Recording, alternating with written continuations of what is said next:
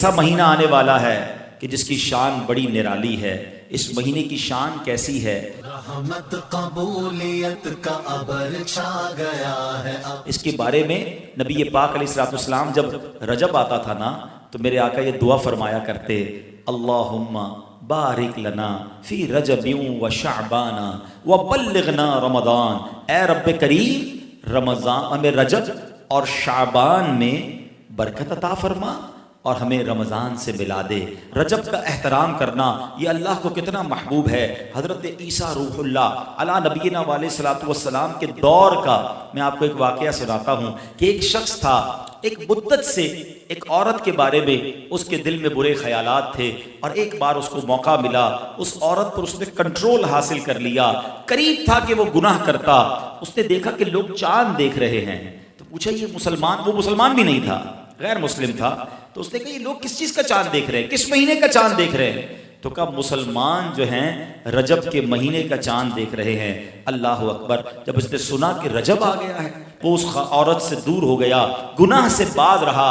اللہ کریم نے حضرت عیسیٰ علیہ السلام پر وحی بھیجی کہ اے عیسیٰ اس شخص کے پاس جاؤ، اس سے ملاقات کرو. جب آپ اس کے پاس گئے اپنی تشریف آوری کا سبب بیان کیا. اللہ اکبر. جب اس نے سنا اس کا دل نور اسلام سے جگمگا اٹھا، کلمہ پڑھ کر مسلمان ہو گیا. تو پتہ یہ چلا کہ پہلے زمانے میں صرف مسلمان نہیں، غیر مسلم بھی اس مہینے کا ادب کیا کرتے تھے. رجب کے ورڈز کتنے ہیں؟ 3، را، جیم اور با. سبحان اللہ. علماء کہتے ہیں اس کی انٹرپریٹیشن بڑی خوبصورت علماء نے بیان کی. را سے مراد رحمت الہی، جیم سے مراد بندے کے جرم، با سے مراد بر یعنی بھلائی. گویا اللہ کی رحمت یہ اعلان کر رہی ہے کہ میری رحمت اور میری بھلائی کے درمیان میرے بندوں کے جرموں کو کر دو تاکہ میری رحمت اس کی بخشش فرما دے. This is the time to repentance. رجب توبہ کا مہینہ. سبحان اللہ. رجب کے بارے میں آتا ہے کہ رجب اللہ کا مہینہ ہے، احادیث میں ملتا ہے رجب اللہ کا مہینہ ہے. آقا فرماتے الشعبان شہری، شعبان میرا مہینہ ہے اور رمضان میری امت کا مہینہ ہے. تو یہ بہت خوبصورت سیکوینس شروع ہو رہی ہے. یہ مہینے ضائع کرنے والے نہیں، ہاں یہ مہینے اللہ کی رحمت کو لوٹنا ہے اس مہینے میں. اور سبحان اللہ ایک بہت خوبصورت بات میں بتاؤں کہ نبی پاک علیہ الصلوۃ والسلام فرماتے ہیں 5 راتیں ایسی ہیں جس میں دعا رد نہیں ہوتی. حدیث پاک فرمایا رجب کی پہلی رات، 15 شعبان شب برات جو ہوتی ہے، ٹھیک ہے. پھر فرمایا جمعرات اور جمعے کے درمیان کی رات. نمبر 4 عید الفطر کی چاند رات. نمبر 5 عید الاضحیٰ کی چاند رات. اور رجب کے روزوں کی تو کیا بات ہے، احادیث میں یہ فضیلت آتی ہے جو رجب میں پہلے دن کا روزہ رکھے، پہلے رجب کا 3 سال کے گناہوں کا کفارہ ہے. دوسرے دن کا روزہ رکھے 2 سال کے گناہوں کا کفارہ، اور تیسرے دن کا روزہ رکھے تو 1 سال کے گناہوں کا کفارہ.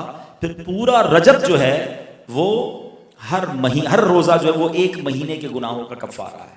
اب تو سردیوں کے دن ہیں، ویسے ہی ہم میں سے کئی لوگ لیٹ لنچ کرتے ہیں، 6 سوا 6 بجے افطار ہو جاتا ہے. تو ہو سکے تو نفلی روزے رکھیں، یہ عبادت کا مہینہ ہے.